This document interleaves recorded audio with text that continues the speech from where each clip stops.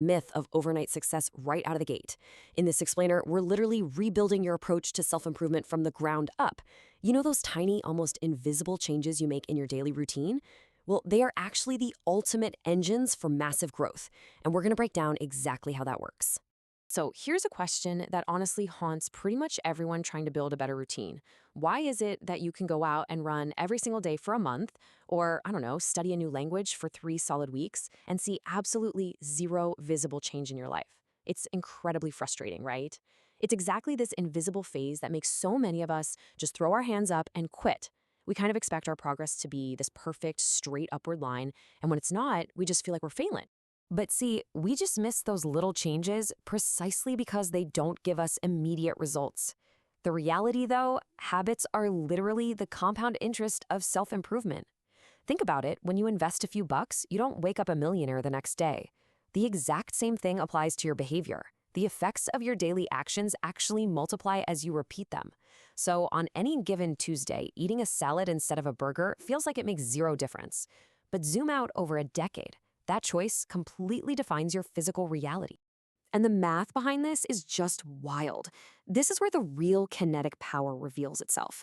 If you focus on getting just 1% better each day for a single year, you don't just get 365% better.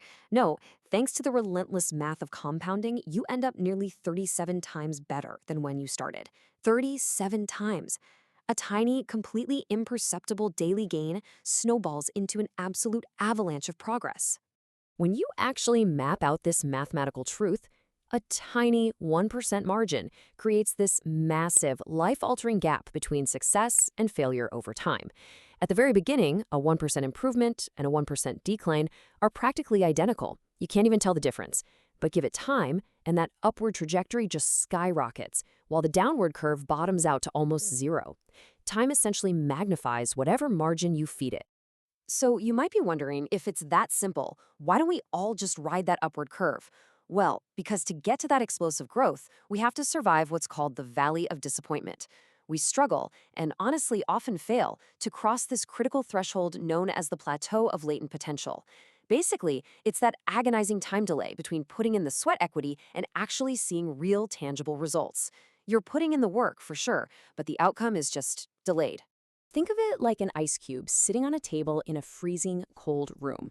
You heat that room up degree by degree, 26, 28, 31 degrees, and absolutely nothing happens to the ice.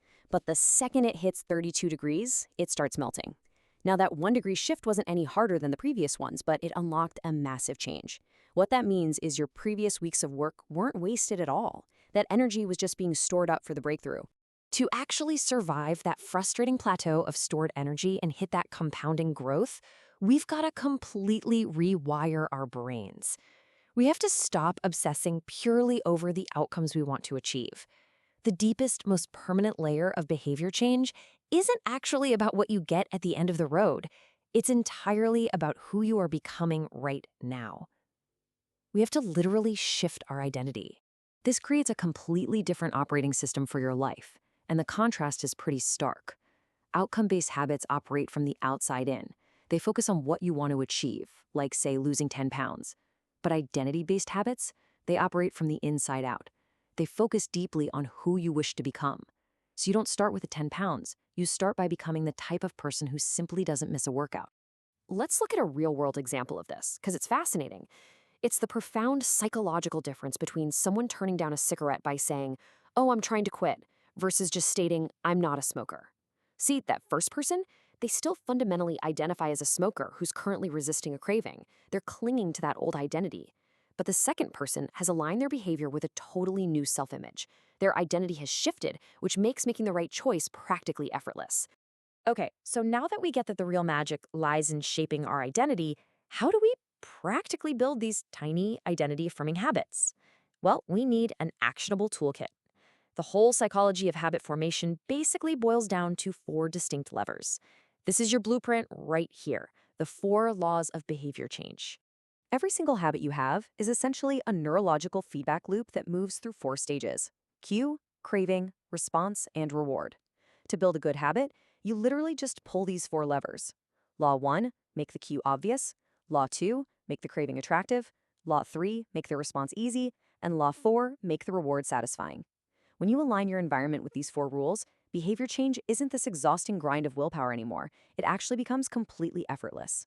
Now, on the flip side, if you want to aggressively kill a bad habit, like doom scrolling on your phone until 2 a.m., you can't just rely on motivation. You systematically invert the whole framework. You make the cue invisible by just leaving your phone in another room. Make the craving unattractive. Make the response physically difficult. And make the reward completely unsatisfying. You're basically engineering your environment so that failing is actually harder than succeeding. To really execute that first law, making a new habit highly obvious, we use a super kinetic technique called habit stacking. The idea is you don't just drop a new habit randomly into the middle of your day. Instead, you perfectly link the completion of an existing, rock solid habit directly into the cue for a brand new one. You're essentially chaining your behaviors together. The actual formula for this is remarkably simple, but it is wildly effective. It's just, after my current habit, I will do my new habit. Habit stacking relies entirely on the connectedness of behavior. By stacking, you implicitly build the time and location of a new, fragile routine directly into something you already do on autopilot every single day. You don't even need to remember to do it. Your environment just triggers it for you. Here's what that framework actually looks like in practice. After pouring your morning coffee, which, let's be real, you're doing anyway, you immediately meditate for 1 minute. After taking off your work shoes, you immediately put on your gym clothes. By chaining behaviors together exactly like this, you create this incredibly powerful momentum.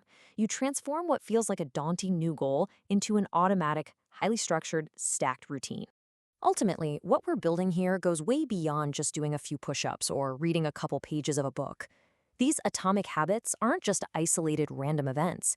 They are the absolute fundamental building blocks of a much larger, automated system of personal growth. And the profound shift in perspective here is realizing you actually don't need better goals. What you desperately need are better systems. Which brings us to this absolute drop the mic realization from the source material. You do not rise to the level of your goals. You fall to the level of your systems. Think about it. Everyone has the exact same goal. Every Olympian wants the gold medal. Every single candidate wants the job. The goal doesn't differentiate the winner from the loser. The only thing that separates them is the microscopic, daily system of habits they execute when the motivation inevitably fades. So, as we wrap up this explainer and you take a step back to look at the massive compounding power of your own daily routines, I want to leave you with one really provocative question to think about. Take a hard look at what you did today. What is your current system perfectly designed to achieve?